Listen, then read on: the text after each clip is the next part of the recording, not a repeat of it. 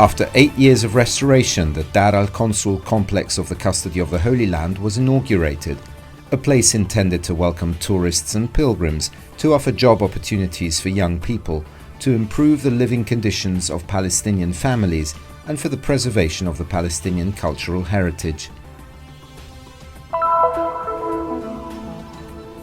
After 11 years, the Franciscan March was held in Syria. About 100 young people from different Syrian cities participated in the event. The Holy Book for Jews is the Torah, which consists of the first 5 books of the Bible. A group of Jews has recently been learning more about Christianity through a course on the New Testament. A visit to the Monastery of Temptation above Jericho, a place that commemorates Jesus' days of fasting in the desert after his baptism in the Jordan.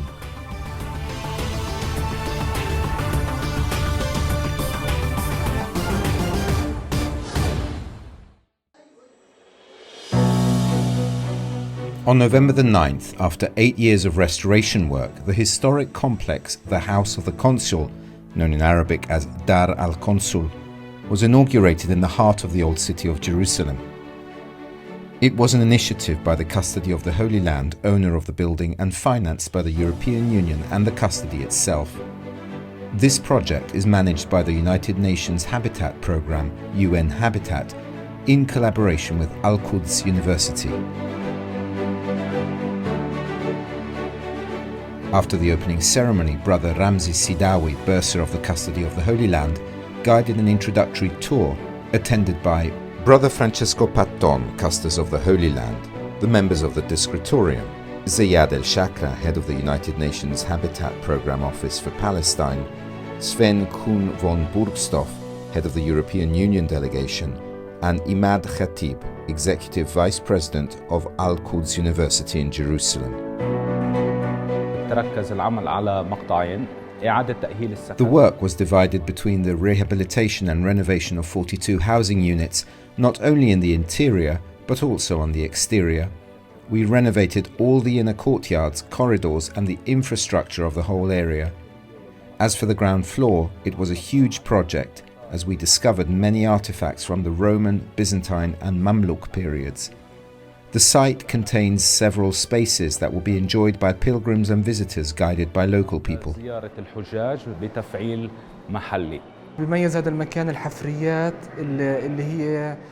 We found a tomb dating back to the 6th or 7th century before Christ. It was one of the most amazing things. This also allowed us to understand the historical period, the oldest found at this site.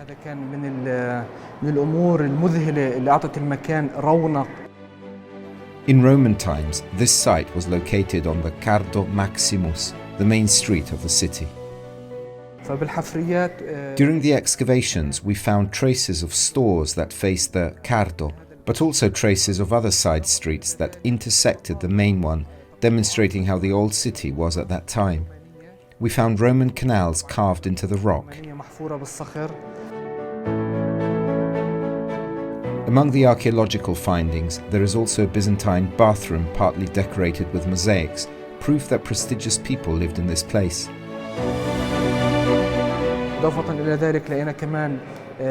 We also found a Byzantine-era well paved with mosaics measuring 15 square meters. Dar al-Consul, underlined engineer Dahabre, is well identifiable on the ancient map of Madaba, where many buildings of Jerusalem are represented, some without name. During the inauguration, an olive tree, a symbol of peace, was planted inside the site by Brother Patton. And so we hope that this kind of projects will help the development of the old city and of the whole holy city.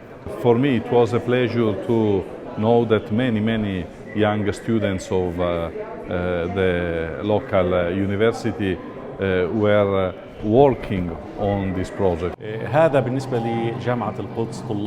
For Al-Quds University and its students and professors, this was a great opportunity. First, they were able to share their experience, but also learn during the 8 years of restoration. Then they can collaborate in the future on this complex, which will also serve as a business incubator and will be managed by Al-Quds University.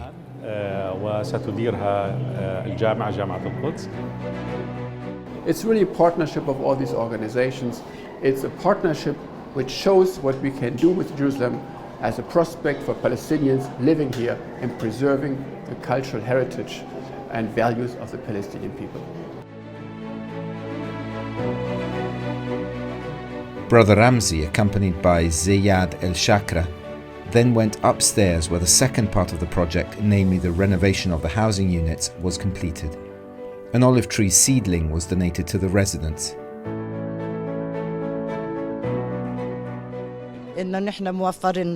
A house has been made available to us, and we are not paying any expenses, thank God. As you know, renting an apartment today costs more than $1,000. We thank God, and we thank the Franciscans. UN in general is about helping people improve the environment where they live. So in addition to facilities, utilities and infrastructure, we are also concerned with improving housing units. Dar al-Consul will be designed to welcome tourists and pilgrims, provide employment opportunities for young people, improve the living conditions of Palestinian families, and help preserve Palestinian cultural heritage.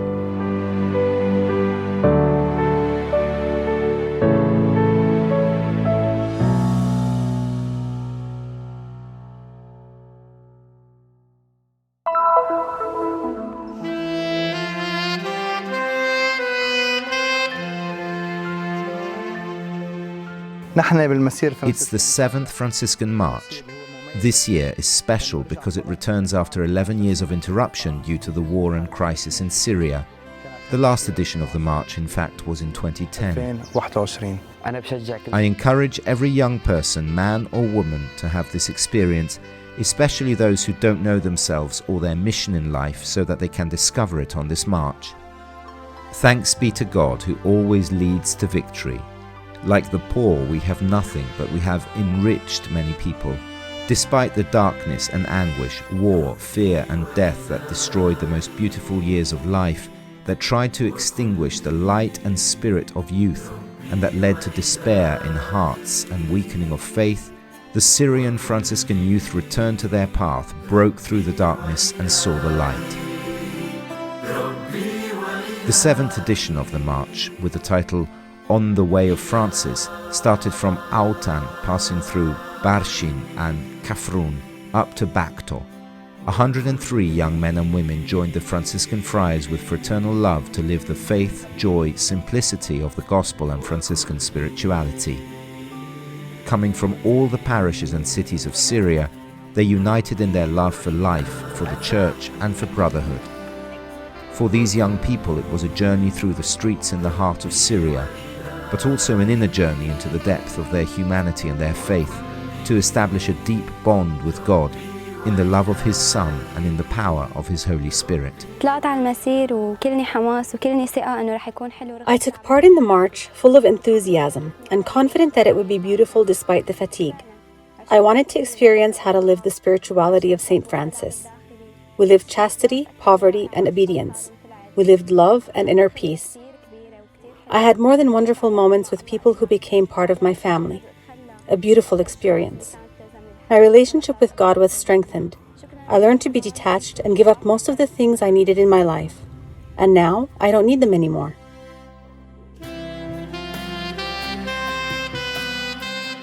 A small church full of life, strength, hope and love in God, who tried not to be affected by the lack of electricity, water, food, the looseness from the outside world, cell phones, internet, as well as the rain, cold and debilitating economic situation. They challenged themselves and circumstances to reach the goal they set out for.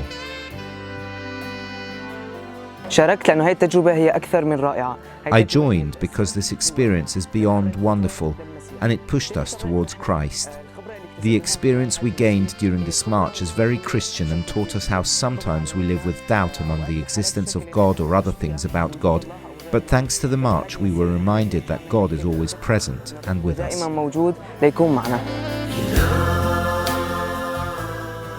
They became brothers in the love of Christ and the joy of St. Francis, united in one heart, one faith and one prayer with their brothers and their guides, the friars of St. Francis. Coming from all countries, they have overcome borders, circumstances and time to offer all their love, experience and support and good example to their young brothers in the Church, who are the future, energy and joy in the face of wars and evil.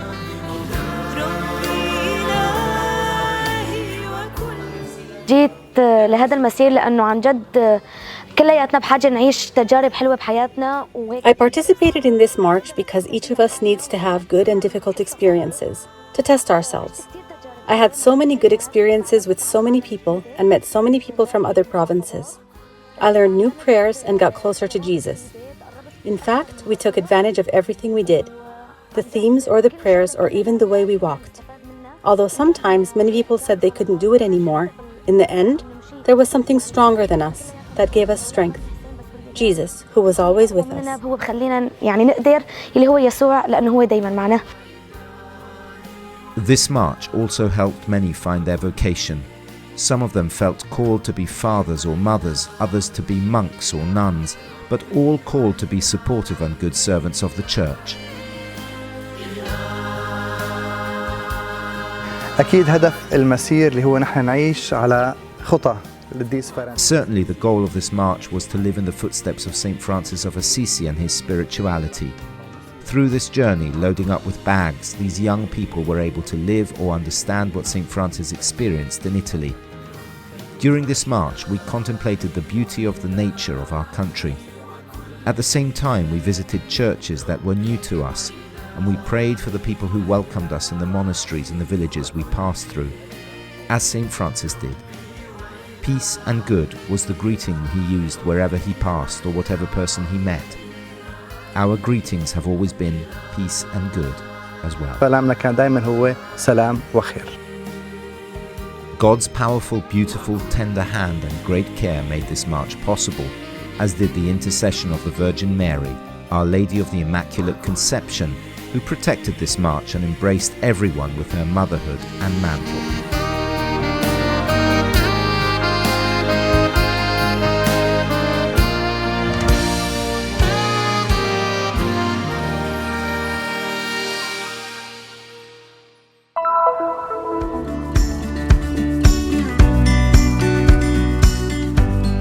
Attentive looks at every explanation, pens or cell phones in hand to take notes. Indispensable material is the Bible, because the goal is an in-depth study of the New Testament. Hebrew is spoken because the participants in this New Testament course are Jewish. I have over 100 appearing every Sunday and every Thursday night for an hour and a half. We are taking one chapter after the other and studying it. Now, it is a very, very interesting and very lively study because people are immersed in the Jewish tradition. So we're reading the New Testament in Hebrew, of course. And here the interest in knowledge is great.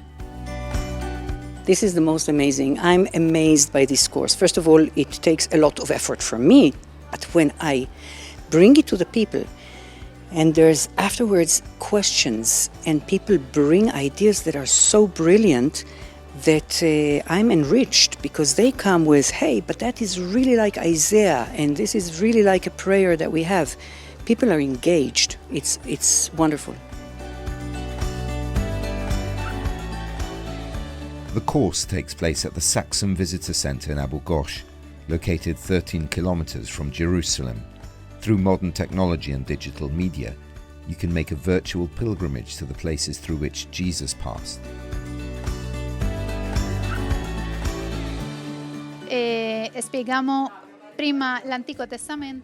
We explained the Old Testament first, and then the New. We have a chronology of the Old Testament and a big map with the Holy Land of the time of the Old Testament.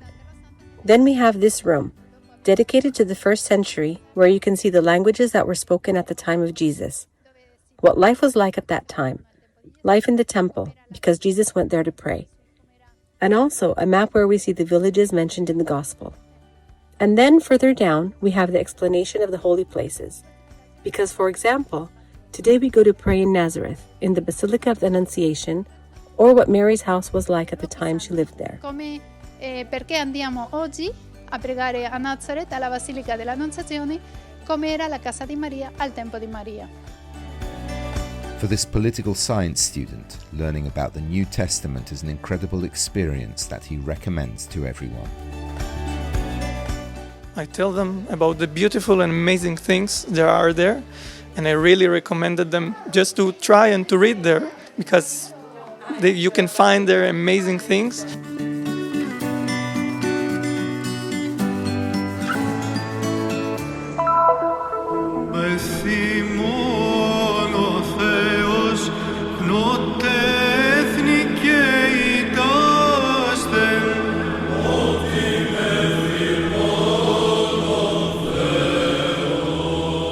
At an altitude of 350 meters on a barren mountain stands the Greek Orthodox monastery of Temptations, and also known as the Mount of Quarantine, a unique architectural masterpiece that rises above the city of Jericho.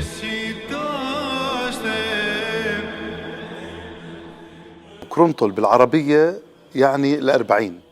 The name is derived from 40 in Arabic al-Karantal, to indicate Jesus' days of fasting in the desert. The origin of the Arabic word is Neo-Latin.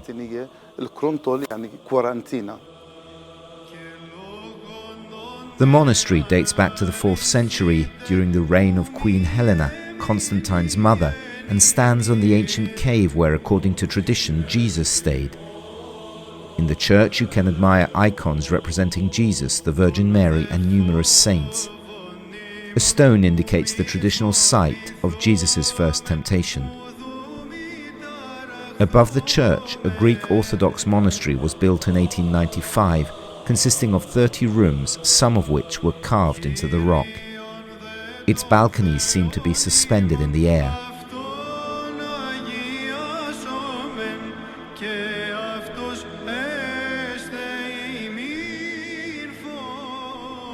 In the past, access to the monastery was on foot up the rocky slope, but in 1998 the construction of a cable car has facilitated access, which doubled the number of pilgrims. There they can admire the ancient city of Jericho and visit a series of caves where the hermits used to live. طبعا في كتير سياحة بتتوجه خصوصا There is some active tourist flow to the Mount of Temptation, especially from Orthodox believers from Russia, Greece, Ukraine, Georgia, Romania and other areas. They come mainly to pray and ask for blessings. كل المناطق الأرثوذكسية طبعا بتيجي لهاي المنطقة ولجبل كرونتل للتعبد للتنسك لحتى أخذ بركة كمان من الدير المقدس. Once arrived at the monastery, the visitor can contemplate the silence in an atmosphere of austerity and adoration. Here, according to tradition, Jesus repelled the temptations of the devil, saying, "It is written, man shall not live by bread alone, the Lord thy God shalt thou adore. To him alone shalt thou worship, thou shalt not put the Lord thy God to the test." فدائما أنا رسالتي إنه نحن نقاوم التجربة، نقاوم إبليس، نقاوم شهوات. My message is always to resist the devil's temptation and sin. In every day of our lives there are problems, persecutions and difficulties, but just as Jesus Christ fasted 40 days on the mountain, we too must know how to resist. Salvation is in the kingdom of heaven, but the devil is always trying to trap us, tempt us and keep us from looking forward and achieving the goal we desire. ويخليناش نطلع لقدام لحتى نوصل للهدف اللي نحن بدنا إياه. The Monastery of Temptation is a spiritual beacon in the desert against the temptations of the devil.